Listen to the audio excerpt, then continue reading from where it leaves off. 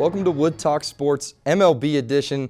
Today we've got an exciting show for you where we're just going to recap what's gone on so far. You know, it's been a really short season, short sample size as the season really rolls down. Yep. Only about 25, 26 games so far, but it's been exciting. It's been really exciting to see what every team, how they're going to look this year, how everything's been panning out. You know, a lot of shocking things have happened. A lot of what we expected was going to happen.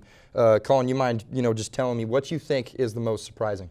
Well, I mean, first off, the torpedo bat has gone completely widespread throughout the MLB. And in the standings, let's talk about the Western divisions in both leagues. So the AL West is an interesting situation where the last place team, the Oakland Athletics, are only 3 games back from first place. And then let's go to the NL West, where there's a possibility where 4 teams from the NL West could make the playoffs. They're all just, that division's absolutely loaded with talent. So it's pretty interesting so far. We got to see how it plays out throughout the course of the season. Yeah, I think the West divisions have been very, very, very impressive. I mean, the American League West is always a toss-up, it seems like. Them, and I would have to say the American League Central, which is led by the Tigers this year. Them and the Royals were going back-to-back last year. And the Royals, a little bit of a surprising team, sitting at 11-14. Not really having the greatest season that they would anticipate, because they got the superstar Bobby Witt Jr. and, a pretty decent starting rotation, I would say, especially last season. But another division I really want to talk about is the National League East. You've got the New York Mets, who just won, I think, 7 straight on a homestand. Walked off the Phillies. Walked off the Phillies recently. Starling Marte walked him off. That team's been very impressive, and to be able to do that without their $765 million man in Juan Soto has been very impressive because he hasn't been showing up really. I think he's hitting about 240 on the year. Soto's a guy that you just expect 300 out of every year. Yeah, absolutely. Yeah, no, the Mets have done something special so far this year. Let's hope it can hold course throughout the long season. They play every day, 162 games. But, last year, I don't know, I felt a little energy from them. Going into the playoffs, they, toward the end of the season, nobody really knew if they were going to make it. Grimace shows up. I think they even have a seat for Grimace in Citi Field out there in Queens.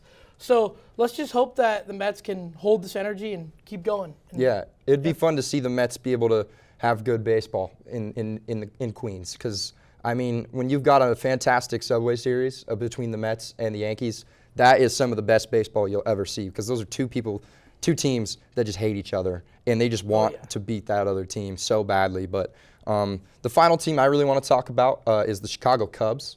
The Cubs have been really good this year. They lost Justin Steele to a season-ending injury, which is widely considered their ace. But regardless of that, they have been fantastic. Kyle Tucker's looked like an MVP candidate. I mean, they've just looked so great.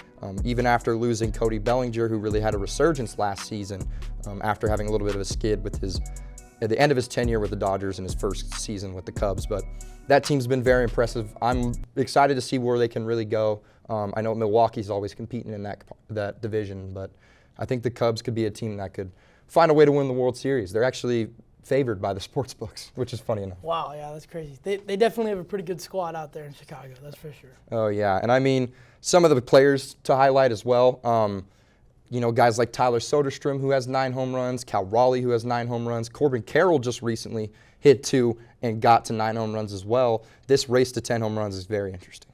Oh, yeah. Let's hope it's Tyler Soderstrom. That's all I got to say. Yeah, I don't know if it will be, but it'd be cool to see Tyler Soderstrom do it, have a breakout year. But, with everything going on in the league, it's exciting to see the small sample size and just be able to see how it's going to move into a 162-game season. But that's it for this segment. We've got so much more coming for you. It's going to be very exciting, fun to watch. So don't go anywhere. We'll be right back after this short break. Hey guys, hope you're enjoying the video so far, but I wanted to jump in and just mention that about 96% of my viewers are not subscribed to the channel. So I'd really appreciate it if you keep coming down to the YouTube channel and watching our videos and watching all this content, that if you just hit the subscribe button, it's free, it helps me out a ton. And let's hop right back into the video.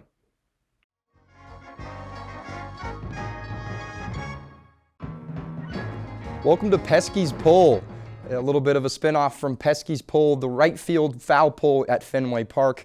And you might be wondering, what is Pesky's Pull? Well, it's a fan vote, and I'll have the fans decide on a poll based off of what's going on in the MLB. And, you know, with the season being really new and it's early in the year, we decided, let's make the fan vote. Who is your early MVP vote? And the fans had a whopping answer of Aaron Judge and Fernando Tatis. 42.9% for Tatis Jr., 57.1% for Aaron Judge. I mean, both these guys deserve it. I mean, they're both leading their divisions. They're the best player on the team in the best divisions in baseball. And I mean, Mike Trout gets second, Shohei gets second in the NL and AL. But these two guys have been great.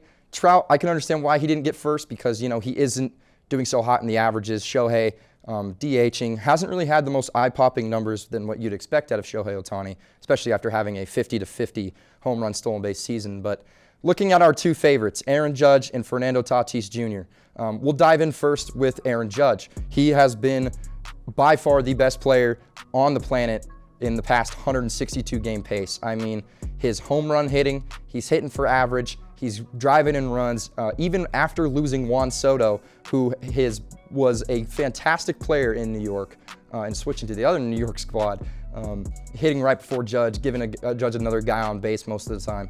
He is still performing so well. I mean, he hit 3 home runs against the Brewers. He had that back-to-back-to-back with his new teammate Cody Bellinger and Paul Goldschmidt. The team that they've really built, their 1 through 4 has been really good, and it's helped out Judge a lot because he's been able to use his talent to the right caliber of play because he is just that guy. I mean, 415 average on the year in 94 at-bats, 7 home runs, 26 RBIs. Those are just like video game numbers. And in a 162 game pace, he's got about 64 home runs, which is just unbelievable. He hit 62 in a season a couple years back to win an MVP award. But this year, it's looking like he might be able to do it again.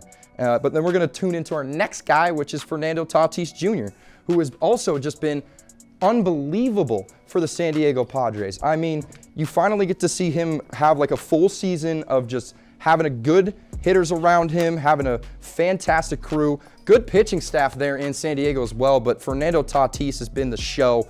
El Nino is what they call him. 333 average, 8 home runs, 1 below the MLB leader, 17 RBIs, but he's also a monster on the base path. 7 stolen bases. This guy can just steal a free bag whenever he has to. He gives you a runner in scoring position basically anytime he gets on base.